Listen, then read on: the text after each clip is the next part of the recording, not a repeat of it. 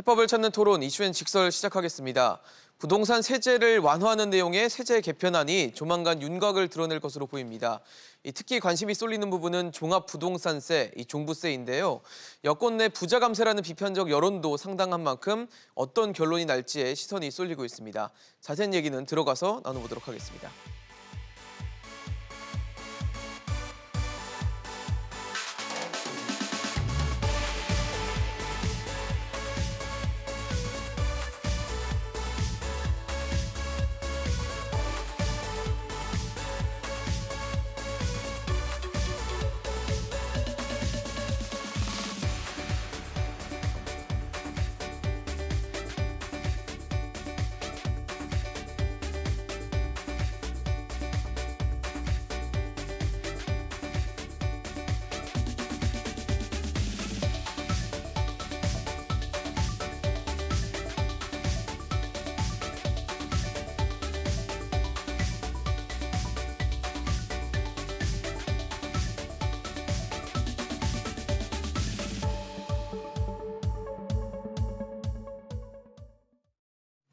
네, 오늘 함께해 주실 세 분 소개하겠습니다. 창조도시경제연구소 이재문 소장, 경기대 도시교통공학과 김진유 교수, 한국투자증권 자산승계연구소 김규정 소장 나오셨습니다.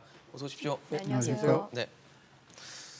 네, 여당이 지금 무주택자 또 실수요자로 대변되는 차주들에 대해서 LTV 한도를 사실상 90%까지 완화하는 방안까지 검토를 하고 있는 것으로 알려졌습니다. 근데 여기서 좀 문제가 될 수 있는 게 7월부터는 DSR이라고 해서 이제 차주들의 상환 능력을 점검할 수 있는 이 DSR 규제를 40%까지 또 규제를 한단 말이에요. 그러면 실질적으로 집값의 일정 부분을 대출받을 수 있게 확대를 해줘도 결국 차주가 능력이 안 되면 못 빌리는 뭐 그런 상황이 되지는 않을까라는 걱정이 좀 되거든요. 예, 이제 그렇게 될 거라고 저도 보고 있습니다. 왜냐하면 LTV 즉 주택담보대출 비율은 금융시장의 그 안정이 일단 목적이죠. 그러다 보니까 담보 가치의 능력을 기준으로 해서 대출 비율을 이렇게 정하게 되는 거죠. 반면에 이제 DSR 같은 경우는 채무자의 상환 능력을 중심으로 하기 때문에 어떤 채무자를 보호하겠다라는 어떤 목적이 있습니다. 정부에서 아무리 LTV 비율을 90%로 늦춰놔도 결국엔 뭐냐면 차주가 거기에 따르는 소득이라든지 이런 부분이 뒷받침되지 않는다라면 금융기관은 자신의 어떤 건실화를 보호하기 위해서 그 기준을 강화할 수밖에 없는 기조로 갈 수밖에 없다라는 거죠. 결국에 정부에서는 LTV를 90%를 풀어놨어도 DSR 40% 넘는 범위가 된다 그랬을 때에는 그러니까 이런 부분에 있으신 분들은 주로 저소득계층이 아니겠습니까? 그렇겠죠. 실질적인 혜택을 받기 어렵게 되고 이렇게 됐을 때에는 고소득 무주택자들만 혜택을 가져갈 수 있는 어떤 엇박자가 날 수 있기 때문에 이 부분에 대한 어떤 보완책들이 마련되지 않는다라면 LTV 90%는 사실 어떻게 보면 수사에 불과하지 않을까 이렇게 생각을 합니다. 교수님 보시기에도 뭐 충분히 개연성 있는 얘기라고 보십니까? 네, 뭐 그렇게 생각이 됩니다. 일단은 뭐 LTV나 DSR이나 이런 것들은 집을 사는 사람들한테 해당되는 내용이거든요. 그렇죠. 근데 뭐 청년이나 신혼부부 입장에서 보면 그분들 중에 집을 살 수 있는 분들은 그래도 사정이 나은 분들인데 그런 분들에게 이제 어떤 기회를 주겠다는 건데 그 중에서도 지금 문제가 좀 있다고 보여지는 것은 두 개 그 제도 간의 관련성 이런 부분을 충분히 고려하지 않았기 때문에 앞에서도 말씀하셨지만 LTV를 높이고 DSR을 여전히 40%로 유지한다 그러면 사실은 소득이 상당히 높은 이런 사람들만 이 주택을 살 수 있는 그게 중년층이나 이런 기성세대뿐만이 아니라 이제 막 시작하는 청년이나 신혼부부도 그러한 이제 양극화가 일어날 수 있는 그런 소지가 있기 때문에 지금의 경우에는 DSR을 40% 하는 것을 유괄 적용하지 말고 청년과 신혼부부 중에서 향후에 소득이 안정적으로 들어올 것으로 예상이 되는 그런 경우에는 그 부분을 좀 완화를 시켜주는 그래서 LTV 90% 효과가 실제로 나타날 수 있도록 하는 게 중요하다고 생각이 됩니다. 소장님 어떠세요? 결국 LTV를 만지게 된다면 지금 90%까지 해주겠다라는 것도 검토를 하고 있다면 결국은 DSR도 좀 매만져야지 이게 결국은 실수요자, 무주택자들에 대한 어떤 혜택이 될 수 있는 거 아닙니까? 네, 그래서 아마 무주택자나 실수요자에 대한 LTV를 대폭 끌어올리는 부분이 결정이 된다면 네네. 해당 대상자에 대해서는 뭔가 가격 요건이든 추가적인 세부 요건을 둬서 네. DSR도 조금 완화를 해주는 부분 가치 조정을 하지 않을까 싶어요. 왜냐하면 저희가 현재 규제 지역 LTV 40% 기본 규제도 예. 주택 가격과 무주택 요건에 따라서는 50%나 60%까지 이제 추가적인 인센티브로 LTV를 더 올려주는 이제 조항들이 있잖아요. 그렇죠. 그래서 7월부터 이제 DSR 가계부채 관리 방안 강화가 되면서 신용대출 1억도 규제 지역 6억 이상 누구나 이제 DSR을 차주 대상으로 받게 되기는 하지만 네. 만약에 여당 이제 정부 쪽에서 실수요자 LTV 완화하는 쪽으로 결정을 하면 네. 이미 DSR이 이게 충돌이다라는 지적이 워낙 이미 그렇죠. 시장에 나와 있기 엇박자가 때문에 난다니까. 그 부분에 대해서도 약간의 조정 방안을 같이 검토할 것으로 예상을 하셔도 될 것 같습니다. 근데 다만 그렇다 하더라도 지금 시장의 이제 반응이 네. 집값이 너무 오른 상황에서 LTV를 많이 올려준다 한들 네네. 저금리라고 해도 결국 내가 대출을 받아서 집을 사야 하는 그렇죠. 것이라 예. 사실 그렇게 달갑지 않다. 근데 그러면서도 집을 사려고 하면 기댈 수 있는 부분이 그 LTV 규제 완화나 이런 부분밖에 없으니 또 그걸 기다리고 있는 상황이어서 굉장히 좀 난감하다는 얘기를 하고 있거든요. 그래서 이제 금융권의 LTV 완화 정도로만 그치기보다는 이제 네네. 시장에서 실수요자나 무주택자들이 얘기하는 거는 또 과도한 대출을 풀어주는 것 정도가 아니라 실질적인 보조 지원을 통해서 집을 만들 수 있는 추가적인 지원이 필요하다라는 얘기들을 하고 있는 거거든요. 그래서 그런 부분에도 좀 귀를 기울여서 같이 검토를 해야 되지 않나 싶습니다.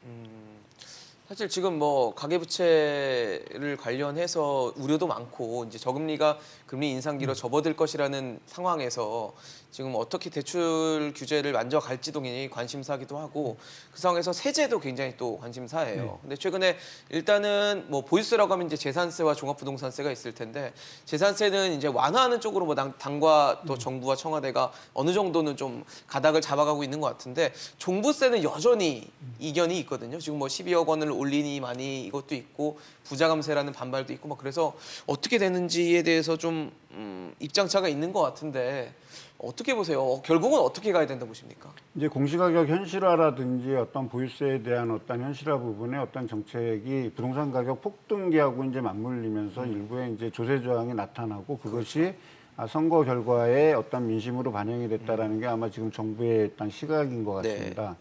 그렇다 보니까는 이제 보유세에 대한 기준과 어떤 세제 개편이 너무 과도한 부분이 있어서 이 부분에 대해서 수정을 해야 되지 않을까 하는 어떤 그런 좀 당위성을 좀 피고 있다라고 보여지는데, 물론 그 부분에 대해서는 아무리 정책이 좋고 그러더라도 국민이 그 세금을 납부하는 데 있어서 이것이 징벌적이다. 그리고 내가 받아들일 수 없을 만큼의 세금이 상승했다 그랬을 땐 당연히 뭐 조세 저항이 일어날 수 있고 그것은 표심으로 발현될 수 있기 때문에 이제 그 부분에 대해서 긴장을 더욱 하고 있는 것 같은데요. 네네.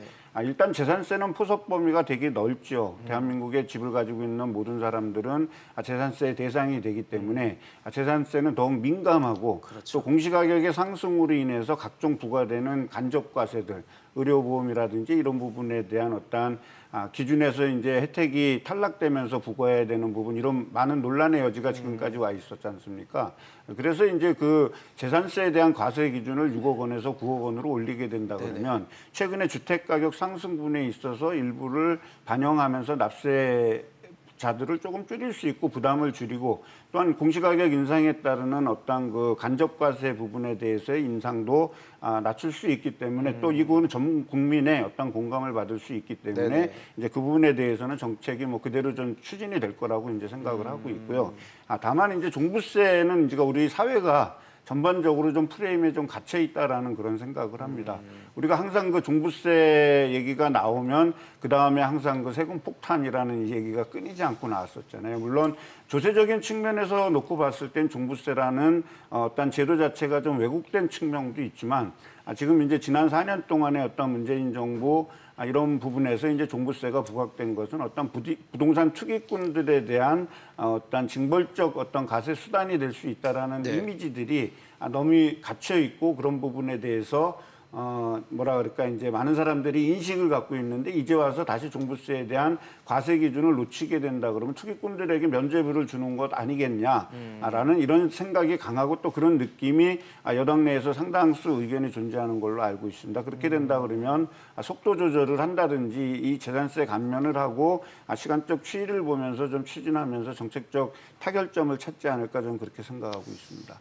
사실 종합부동산세 라고 하면 뭐 부유세 일종으로 받아들이기도 네. 하고 그래서 많지 않다, 비중이 네. 낮다라는 것으로 치부를 했는데 사실 이번에 뭐 집값이 많이 오르고 공시가격이 오르면서 많이 또 종합부동산세를 내는 상황이 되다 보니까 네. 그리고 내년에 또 대선이 있어요. 네. 그러니까 이런 부분을 감안하지 않을 수 없다라는 해석도 있거든요. 네, 그래서 이제 신중하게 생각한다고 하는 것 같습니다. 그러니까 재산세에 비해서 종부세는 사실상 이제 그 대상이 일부에 불과하다 이렇게 예. 이제 생각을 하고 있는데 실제 따져보면 이제 올해 기준으로 해서 한 40만 명 정도가 종부세 대상이 된다고 하는데 이 가구 원수를 한 2.5명 내지 3명 정도를 이제 따지면 대략 한 100만 명 정도가 영향을 받거든요. 근데 이분들이 상당히 그 서울에 몰려 있고 뭐 부산이나 그렇죠. 큰 도시에도 있지만 서울의 인구가 1,000만이라고 봤을 때 한 10% 정도가 이 영향을 받는다고 봐야죠.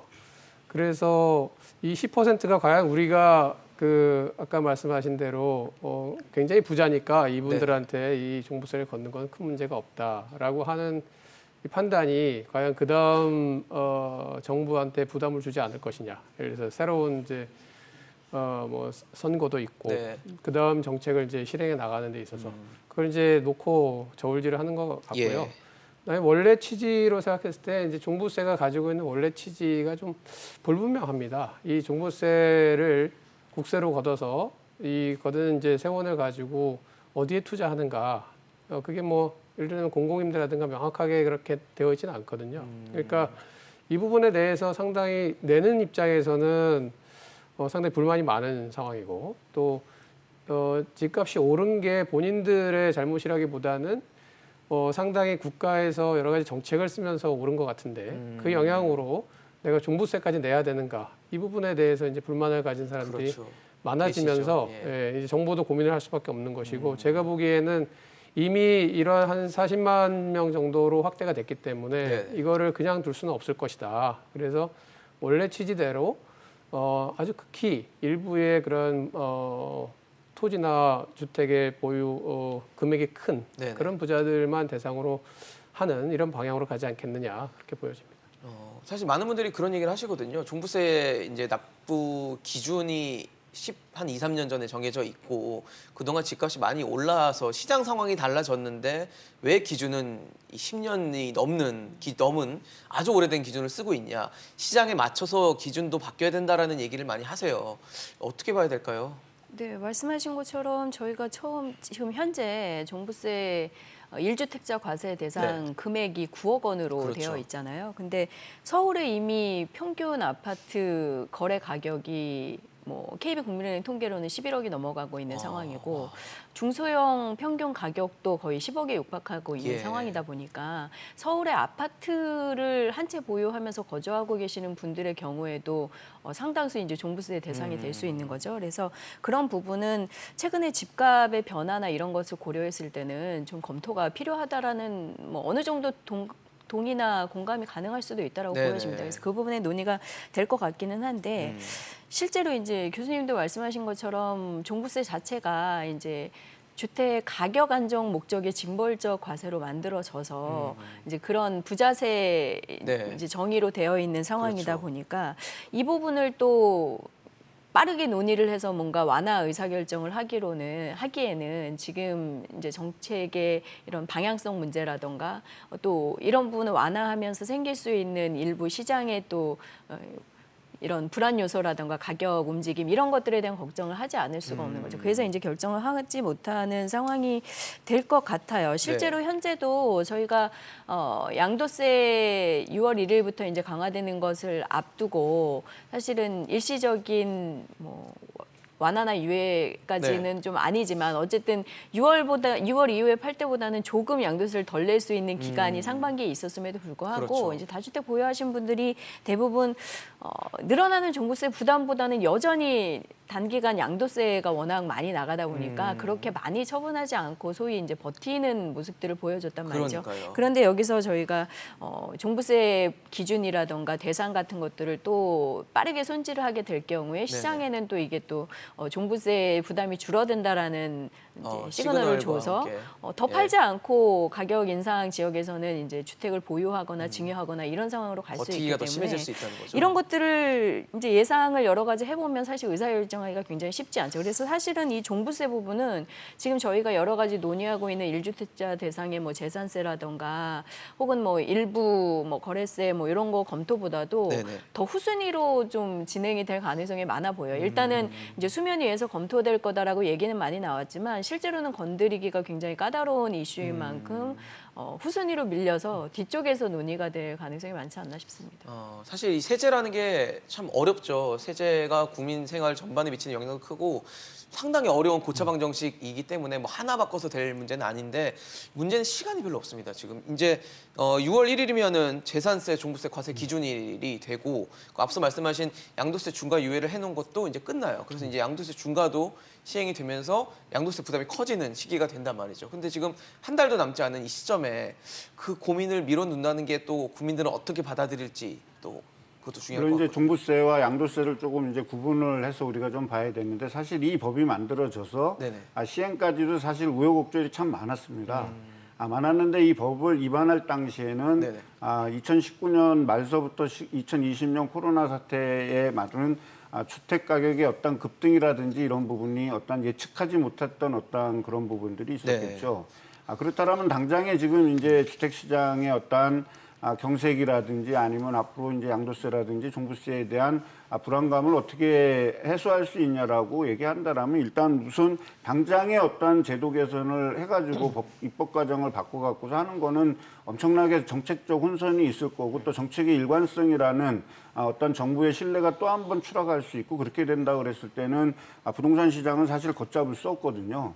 그런 거보다는 어떤 그 기준 완화 어떤 법을 바꾸는 것보다는 공제를 확대하거나 왜냐하면 지금 이런 부분에 대해서 나오는 앞에 수사가 뭐냐면 1주택 실수요자 아니면 1주택 1가구에 억울한 사람들이 무리하게 내는 세금을 완화시켜주자라는 어떤 그런 부분들이 항상 달려 있거든요. 근데 이 정책이 결국에 뒤집어 놓고 보면 다주택자들의 어떤 그 투기익을 환수하는데 이용되는 어떤 그런 정책 사례들이 많았기 있었기 때문에 그런 부분들의 어떤 고민을 한 이후에 어떤 공제 확대 또는 과세 이연을 둬서 완충기를 가진 다음에 충분한 시간을 가지고 조세제도의 어떤 궁극적인 목적인 형평과세와 은흥과세가 실현될 수 있는 방향으로 정책을 좀 추진해 나갔으면 좋겠다라고 생각합니다. 그렇다면 종부세는 올해 11월에 이제 부과가 되지 않습니까? 물론 6월 1일부터 시행된다고 하지만 한 5개월 기간이 있기 때문에 이때 어쨌든 TF팀이 만들어졌기 때문에 거기에서 충분한 논의 또 야당의 설득 또 국민의 설득이라든지 이런 절차적 과정이 남아있기 때문에 당에서 결정해서 그것이 바로 정책으로 입안되는 것보다는 대국민적 어떤 합의점을 찾는 것이 앞으로 생길 어떤 혼선에 대비가 될 수 있을 것 같고요. 지금은 이제 주택 가격이 많이 상승했기 때문에 이게 영원할 것처럼 보이지만 어떤 거시경제 정책의 변동성이 확대돼서 금리가 급격하게 인상된다든지 주택 가격의 매물 잠김이 주택 가격으로 하락으로 이어지는 터닝 포인트가 만약에 만들어진다 그랬을 땐 애써 바꾼 이 기준 자체도 또 무용지물이 될 수 있는 부분도 있다라고 저는 생각이 됩니다. 그래서 그런 부분들까지 감안돼서 조세 정책이 안착돼야 국민의 신뢰를 얻을 수 있는 거지 이 조세 가지고 자꾸 이렇게 정책을 왔다 갔다 하는 거는 저는 그렇게 바람직하지 않다라고 생각을 합니다. 그러니까 쉽게 움직일 수 있는 부분은 아니니까 그동안 할 수 있는 뭐 과세 이연이라든지 뭐 공제 확대라든지 이런 것들을 통해서 좀 부작용을 완충을 해보자라는 얘기를 해주셨는데 그럼에도 뭐 종부세는 계속 큰 화두가 되고 있어요. 네. 그러니까 뭐 우리가 본질적인 그 취지를 먼저 잘 생각해봐야 될 것 같습니다. 그래서 우리 종부세를 통해서 무엇을 구현하려고 하는가? 그렇죠. 그러니까 뭐 투기자들에 대해서 어떤 불로소득을 환수한다든지 이런 취지로 시작이 된 거고 또 일부 고가 주택에 대해서 상당히 이제 그런 투자나 투기하시는 분들이 뭐 몰리는 것을 막는다든지 이런 취지로 시작을 됐기 때문에 그런 취지에 비춰서 이제 그 범위를 조정하는 게 맞고요. 근데 사실상 종부세나 뭐 양도세를 가지고 지금의 주택 시장의 가격 앙등이라든가 이런 거를 잠재울 수 있다고 생각하는 굉장히 무리인데 문제는 뭐냐면 저희가 수요 추정을 해보면 수도권에서 향후 연간 최소 10만 호 정도의 수요가 있습니다. 그러면 5년만 해도 50만 호입니다. 지금 3기 신도시가 25만 호거든요. 네. 3기 신도시 2배가 필요한 그런 공급량이 이제 있어야만 이 주택 시장에 어느 정도 수요 공급을 맞출 수가 있는데 그렇죠. 지금은 그렇게 하기에는 너무 지금 공급되는 뭐 저 아래 뭐 동탄이라든지 이런 데는 있지만 사실상 실제 수도권에 있는 많은 분들이 원하는 그러한 곳에 주택이 공급될 가능성이 별로 없단 말이죠. 그런 상황 속에서는 어떠한 세제를 도입하더라도 양도세와 종부세 뭐 이런 것들을 정말로 뭐 100%를 하지 않는 이상, 네네. 네? 그 차익의 100%를 하지 않는 이상 이것은 막기 어렵다는 것이죠. 그러니까 실제로 그러한 상황 속에서 우리가 해야 될 이제 공급 확대 정책도 열심히 펴고 있는데 그거와 함께 돌봐야 될 거는 뭐냐면 억울한 사람들 이런 분들인데 지금 많은 분들이 자기 주택 가격이 자기도 모르는 사이에 굉장히 올라가지고 그렇죠. 종부세 대상이나 재산세가 많이 올라가는 바람에 대출을 받아서 내는 분들이 많단 말이에요. 그런 분들이 이제 말하자면 팔고 내가 집을 줄이고 싶은데 그러자니 또 어디 마땅히 갈 데도 없고 자기가 오래 살던 동네인데 그래서 뭐 양도세를 내고 나면 네. 다른 지역으로 가야 되고 굉장히 집을 좁혀야 되고 뭐 이런 상황이니까 이러지도 못하고 저러지도 못하는 이런 상황이 이제 벌어지면서 이게 점점 더 정부의 부담이 되고 있고 원래는 몇 프로 안 되던 대상자가 이제는 40만 명까지 됐으니까 다른 분들이 이렇게 생각한단 말이죠. 나도 언젠가 되겠구나.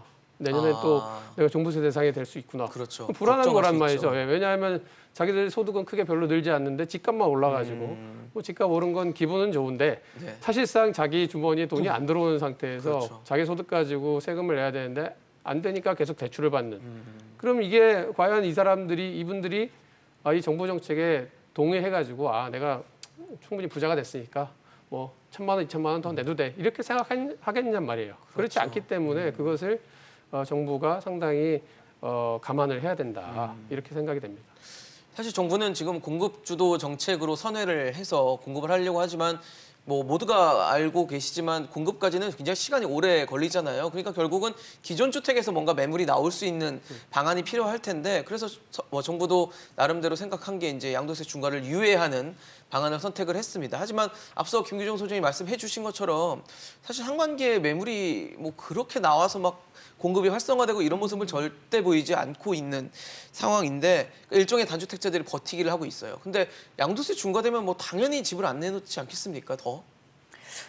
네, 지금 그 양도세가 6월 1일 기준으로 뭐 단기 보유자들 특히 네. 이제 다주택자들 세금 부담이 더 높아지는 상황들이 되다 보니까 그렇죠. 1분기에는 물건이 조금 나오는 듯 하기도 했거든요. 잠깐은. 약간 이제 물건이 좀 나오는 시기가 있었는데 다시 이제 뭐 세제 변화 가능성이 제기되기도 했고 또 서울 같은 경우는 보선 과정에서 재건축 규제 완화 같은 가격 상승 그렇죠. 기대를 부추기는 이슈들이 또 터져 나오면서 아직은 뭐 양도세 부담이 훨씬 더 크니 보유세가 같이 높아지더라도 조금 버텨보자. 예, 이런 이제 전략들이 더 힘을 얻게 됐고 결국에는 상반기에 여전히 서울이나 고가 지역 아파트 고급 주택에서는 증여가 계속 좀 늘어나는 상황들이 네, 있었습니다. 증여도 팔지 않고 늘죠.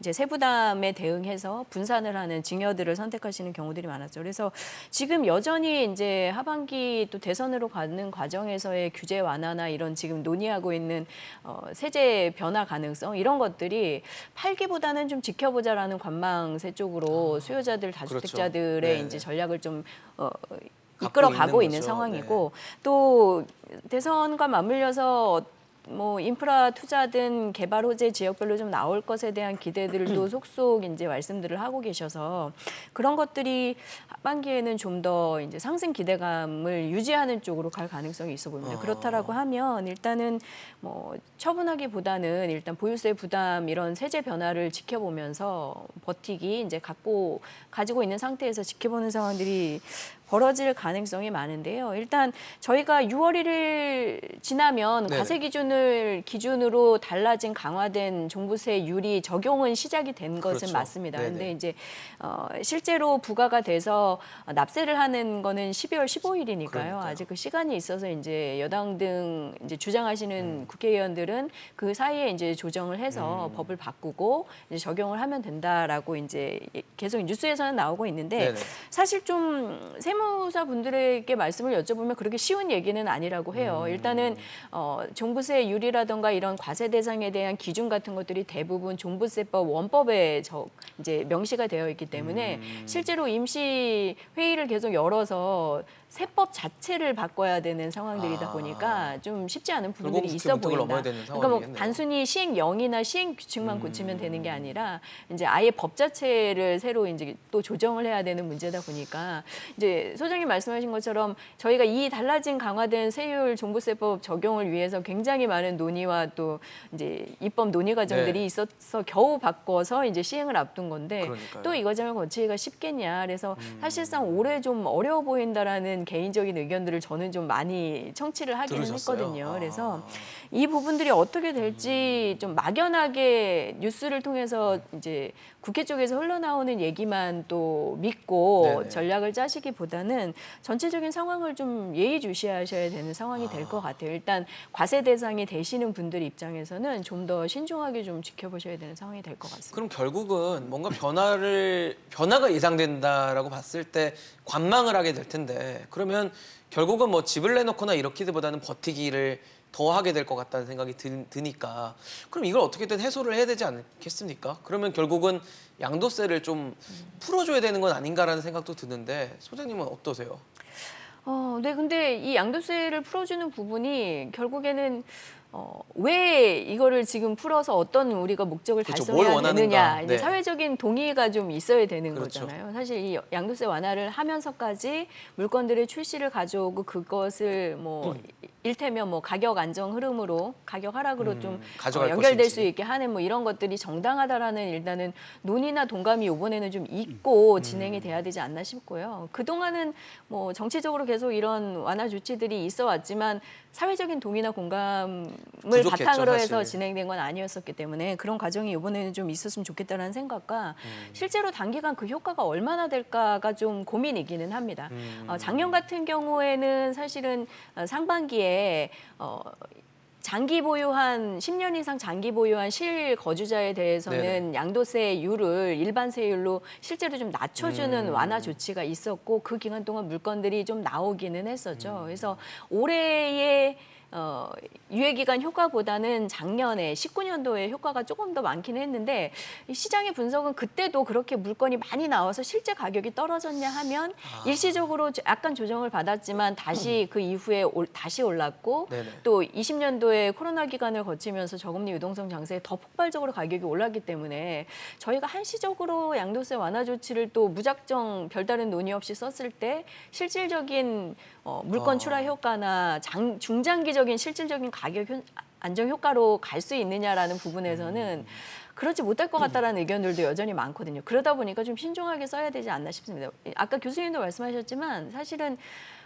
물건 이제 주택 공급 시기랑 저희가 워낙 지금 기간이 많이 기다려야 되는 상황이다 보니까 네. 그런 전반적인 준비 없이 또 완화 조치를 단기간 했다가. 써서 일시적인 조정이나 물건 출시는 된다 하더라도 얼마나 이제 가격 안정 효과를 끌어낼 수 있느냐 부분에선 다들 좀 반신반의하고 있는 상황이다 보니까 이 부분은 좀 더 이제 논의를 통해서 결정할 문제가 아닌가 생각을 합니다.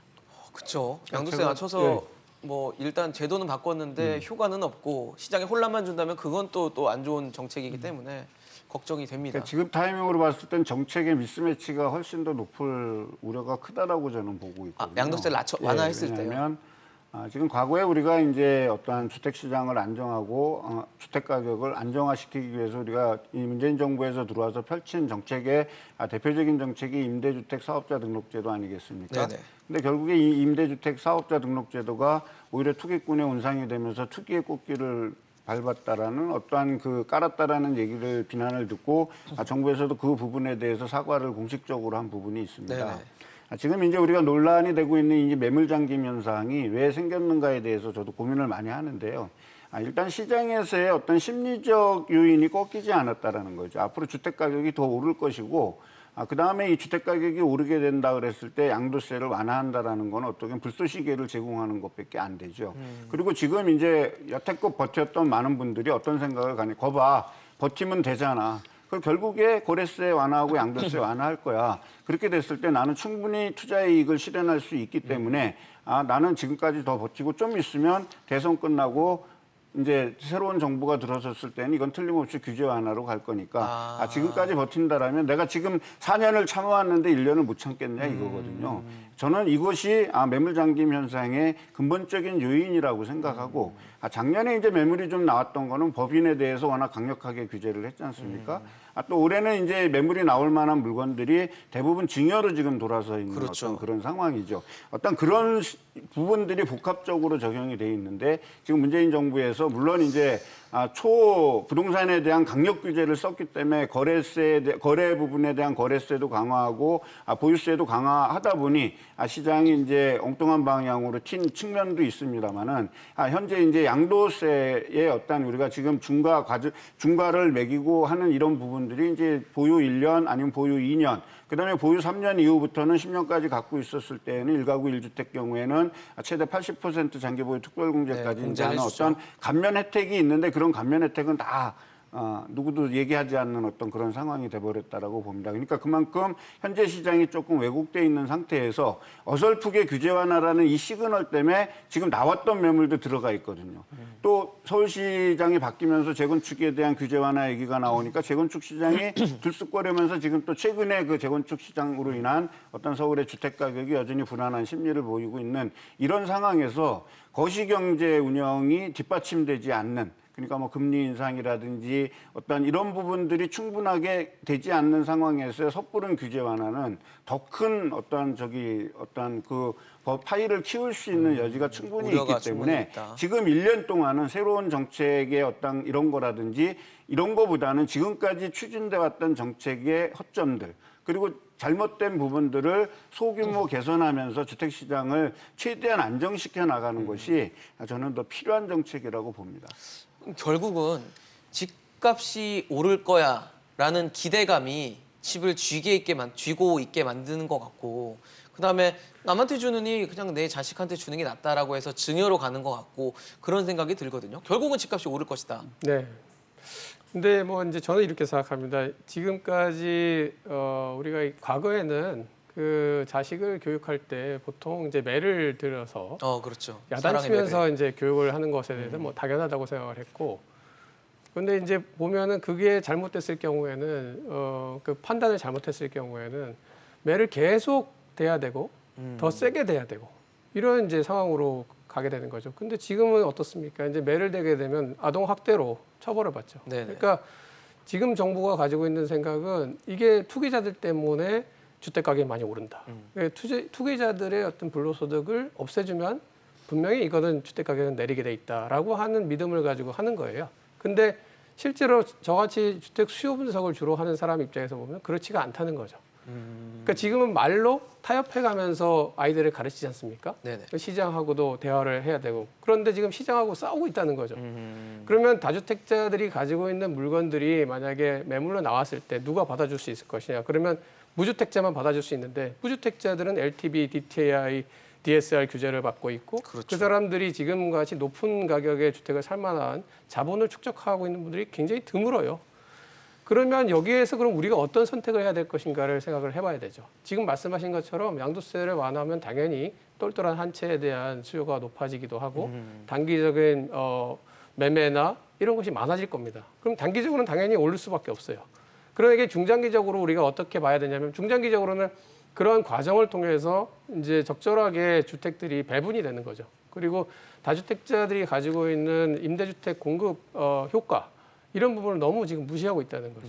그래서 우리가 임대주택 시장까지 영향을 준 것은 지금 양도세나 이런 걸 아주 강화시켜 놓았기 때문에 이분들이 원래는 전세주택이나 월세주택으로 내놓을 주택을 자식한테 그냥 바로 증여를 해버렸어요. 그렇죠. 팔지도 않고. 그래서 이런 중요한 지역, 뭐 교육 환경이 좋다든가 이런 중요한 지역에서 전세 매물들이 상당히 많이 줄었어요. 그럼 이것이 과연 누구한테 영향이 가느냐, 결과적으로. 그러니까 다주택자한테도 영향이 가지만 결국 몇 단계를 거치면 임차인들이나 이런 서민들한테도 영향이 갈 수밖에 없기 때문에 지금 이러한 상태로 계속 말하자면 시장을 그러니까 굉장히 규제 위주로 가게 되면 결국에는 문제가 안 풀린다. 이렇게 이제 저는 생각하거든요. 참 어렵다라는 생각이 드는데 지금 또 숙제라고 해야 될까요? 또 변화를 앞두고 있는 게 지난해 시작된 임대차 3법 중 마지막 하나의 카드죠. 전월세 신고제 시행도 이제 한 달도 남지 않은 상황이에요. 이제 그러다 보니까 전월세 신고, 그러니까 전월세도 이제 신고를 해야 된다라는 얘기인데 기대도 많고 우려도 많습니다. 어떻게 보십니까? 세입자들의 좀 주거 여건과 주거 안정성을 높이는 그런 뭐 작용을 할 수 있다고 보십니까? 장기적으로는 기대 효과가 있을 겁니다. 일단 도시 지역 전세 보증금 6천만 원 이상, 월세 30만 원 이상이면 무조건 이제 전월세 계약한 내용들 신고를 하고 해야죠. 이제 행정적으로 데이터로 관리가 되니까 뭐 쉽게 말하면 이게 이제 계속 쌓여서 관리가 잘 된다라고 하면 세입자 입장에서는 어떤 지역에 어떤 전월세 가격이 지금 알수 현재 있죠. 계약이 되어 있고 빈집이 어디서 이제 나올 예정이며 이런 것들도 다 이제 온라인으로 검색이나 뭐 이런 서치가 가능해진다는 얘기겠죠. 네네. 그래서 이게 정착이 된 후에는 당연히 이제 세입자들에게 도움이 되는 제도인 것은 맞습니다. 임대차 3법 자체가 다 그렇죠. 네네. 이제 신고제를 통해서 전월세 이제 계약 현황들을 다 관리를 하고 가격 인상 상한을 상한선을 막아놨고. 두고 또 종전보다는 장기 거주를 할 수 있는 계약 갱신을 요구할 수 있는 그렇죠. 권리들을 주고 다 도움이 되는 부분인데 이제 단기적으로 이런 변화의 과정에서는 또 다른 흐름들이 나타난다는 게 문제인 거죠. 그래서 이 신고제 같은 경우도 사실은 이미 지금 시범 시행을 있는 하고 있는 곳이 지역들이, 5개 네. 동이 있죠. 그래서 보면은 계약을 이제 노출해야 되는 상황들이 거의 모든 전월세 계약이 해당이 된다라고 봐야 되니까 도시 지역에서는 그래서 아예 그냥 전세 계약금을 조금 미리 올리려는 이런 생각을 가진 집주인 분들도 계시고 또 예. 이런 것들이 아예 노출되고 이러면 나중에 과세 문제로 연결이 될 거니 그냥 이제 임대를 그냥 그만둬야겠다. 그러니까 민간 다주택 보유자로서의 임대를 이제 좀 계속 포기하게 되는 이런 양상들도 보여서 그런 것들이 단기적으로는 오히려 세입자들에게는 좀 불안으로 다가갈 수 있지 않을까 싶습니다. 그리고 현재 주요 도시 지역에서 임대차 입법 시행된 이후에 저희가 전세 대신 월세나 뭐 이런 반전세 같은 비율이 많이 늘어난 걸로 계속 네네. 집계가 되고 있잖아요. 아무래도 가격 조정이라던가 재계약 같은 것들이 전세가 더 이제 어렵다고 생각들을 하시고 금리도 워낙 낮고 하다 보니까 네네. 집주인 입장에서는 월세 전환들을 계속 많이 하고 계신 상황이어서 전세 찾기가 기본적으로 쉽지가 않습니다. 그래서 지금 시장 자체가 사실은 통계적으로 보여지는 이런 뭐 한국부동산원이나 이런 네, 데서 숫자로 나오는 나온 주간 것들. 단위 뭐 전세 변동률 이런 것에 비해서 시장의 전세가 그렇게 안정되어 있지 않거든요. 일단 매물 찾기가 굉장히 여전히 어렵고요. 어렵고. 그리고 새로 계약을 하는 분들에 대해서는 임대차 입법 이후에 확실히 좀 종전에 계약했던 가격보다는 높은 가격으로 물건을 새로 찾아야 되는 상황들이 되다 보니까 물건 찾기도 어렵고 여전히 이제 좀 가격은 높은 가격대에서 유지되고 있는 게다가 집값도 내리지 않는 상황이다 보니까 언제 다시 전세가 또 불안해질지도 모르겠다 이런 생각들도 하고 계셔서 전체적으로 그렇게 수치상으로 보여지는 것처럼 안정되어 있지 않은 상황인데 전월세 신고제까지 이제 시행이 되면서 중장기적인 효과에 대한 기대나 뭐 원래의 이제 실행하려던 목적 자체는 좋지만 단기적으로 불안한 양상들이 또 생길 수 있지 않을까 걱정을 할 수밖에 없는 상황이라고 보여집니다. 사실 정부는 이 전월세 신고제도를 통해서 뭐 임대소득 과세하는 거 아니냐라는 의혹에 대해서는 뭐 그럴 계획이 없다라고 지금 일축을 했는데 역시 뭐 집주인들은 그런 우려를 하고 있고 지금 말씀해 주신 것처럼 신고제를 통해서 나중에 과세를 했을 때 이런 것보다는 그냥 내가 내놨던 집도 그냥 걷어가야겠다라고 하면 결국은 전세 매물이 줄면서 또 서민들이 피해를 보는 이런 것들도 우려가 되거든요. 일단 뭐 중장기적으로 놓고 봤을 때는 과세 기준이 될 수밖에 없겠죠. 왜냐하면 지금은 이제 임대 3법이 정착되는 과정에 있고 작년에 그렇죠. 이제 임대 입법이 시행되고 이제 이번에 남은 하나의 이제 그 전월세 신고제 신고제까지. 부분이 이제 네. 되겠습니다. 단기적으로 놓고 봤을 때는 세원을 노출하기를 꺼려하는 임대사업자들이 일부 시장에 존재하고 있는 게 있고요. 또 그 반면에 또 많은 분들의 임대사업자들은 또 정상적으로 세금을 내면서 하시는 분들도 있기 때문에 아마 우리가 그 영역 밖에 있으신 분들이 이제 네네. 영역 안에 얼마큼 포섭되느냐가 이제 또 그렇죠. 빠른 시간 제도권에 안에 들어오느냐. 포섭이 된다 그랬을 땐 당연히 좀 저항이 있을 거라고 보여지고요.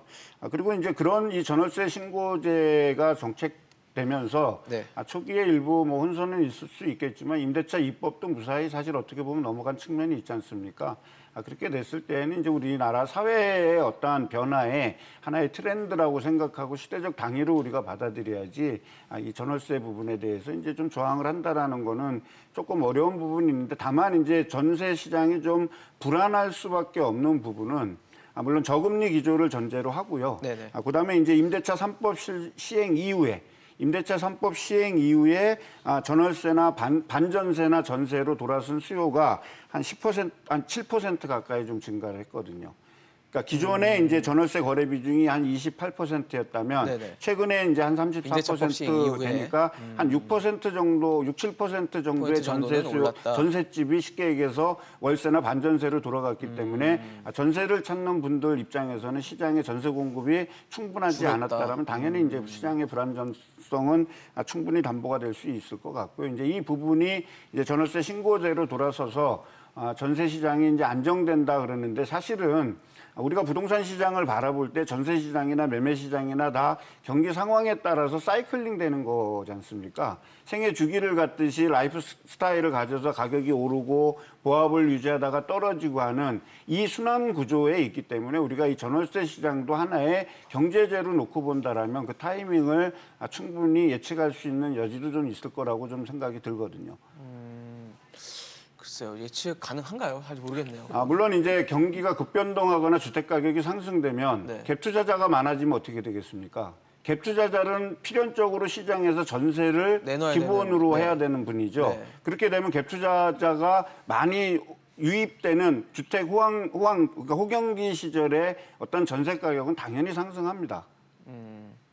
당연히 매매 가격이 상승했으니까 뒤따라 전세도 오를 희망추기를 것이다. 하려고 하겠죠. 네. 만약에 매매 가격이 떨어진다라면 뭐 전세 전세도 가격도 떨어질 당연히 거기에 여지가 맞춰서 있죠. 들어가죠. 어느 순간에는 전세 가격이 매매 가격을 추월할 수 있는 여지도 있을 겁니다. 왜냐하면 역전세 전세 계약은 같은데. 2년을 기준으로 단위가 올라가기 때문에 그 과정에 경기 변동성이 커졌을 때 그럴 때는 렌트 푸어나 하우스 푸어들의 어떤 문제가 되고 우리가 이미 과거 사례에서도 그런 것들을 충분히 겪어왔다라는 거죠. 근데 단지 이것이 너무 지나치게 호황이 되거나 매매 가격이 급등하게 되면 우리가 그 신호를 잃어버릴 수는 있죠. 왜냐하면 아무 생각 없이 있다가 일반인 같은 경우 아무 생각 없이 있다가 계약이 됐는데 1억, 2억 올려버리니 최근에 우리들이 나타나는 문제들이 늘 그렇게 재현되는 거죠. 급등하는 부분이 있었죠.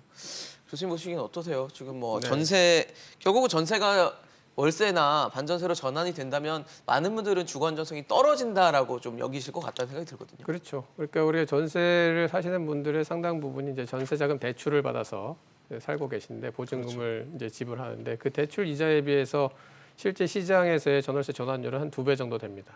그러니까 통상적으로 월세로 전환이 많이 되면 많이 될수록 네네. 세입자 입장에서는 불리하죠. 그러니까 지금 신고제는 장기적으로는 가야 되는 방향이고요. 네네. 투명성 제고를 위해서 그래서 뭐 해외 선진국도 대부분 이제 월세에 대해서 특히 일부 서민이나 중산층이 이제 아주 고소득층이 우리 뭐 전세 시장에서 20억, 30억 되는 전세도 많지 않습니까? 그런 이제 전세 시장이 아닌 그런 경우에는 필수적으로 이제 신고를 하거나 등록을 하게 돼 있기 때문에 우리도 그렇게 가는 건 맞고요. 다만 이제 계속 지적되어 왔듯이 작년 우리가 7월달에 입법을 먼저 시행하는 바람에 큰 지금 곤란을 겪고 있는데 별로 뭐 문제 없이 진행이 되고 있다고 보시는 분도 있지만 사실상 우리 이제 주택 시장을 보는 입장에서는 뭐 매물이라든지 거래량도 거의 한 30-40%가 감소했거든요. 네네. 그러면 그 부분에서 상당히 고통을 겪고 있는 세입자들이 있을 거예요. 근데 사실 이게 신고제가 먼저 돼서 데이터가 많이 쌓여가지고 어떤 분들이 어디에서 어떻게 이동을 하고 전월세 가격들이 어떻게 변동을 하는지에 대해서 좀 분석을 한 다음에 사실 이제 계약갱신 청구권이라든지 이런 거의 범위, 대상 범위라든지 이런 것들을 조율했어야 되는데 그렇지 못한 점이 있고요. 그래서 이거는 앞에서 말씀하신 것처럼 단기적으로는 당연히 그런 이제 영향이 있을 것 같습니다. 이 긍정적인 투명성 강화라든지 이런 것보다는 부정적인 영향이. 근데 앞으로 우리가 어차피 가야 되기 때문에 이거를 이제 과세 자료를 쓰지 않겠다고 하는 정부의 말을 우선은 믿고 가야 되고 네네. 앞으로도 이거를 지켜야만 그 효과가 장기적으로 그렇죠. 긍정적일 것으로 생각이 됩니다. 알겠습니다. 지금 뭐 정부 여당을 중심으로 뭐 대출 규제나 또 세제를 만지작거리고 있습니다. 결국 제일 중요한 건 국민들이 원하는 건 그겁니다. 집값을 좀 안정화해서 집을 살 수 있게 해달라는 거지 대출을 받을 수 있게 해달라는 건 아닐 겁니다. 집을 살 수 있는 그런 부동산 시장을 만들어 주기를 기대해 보겠습니다. 이재문 소장, 김진유 교수, 김규정 소장과 오늘 함께했습니다. 이슈앤직설 오늘 준비한 소식은 여기까지입니다. 지금까지 시청해 주신 여러분 고맙습니다.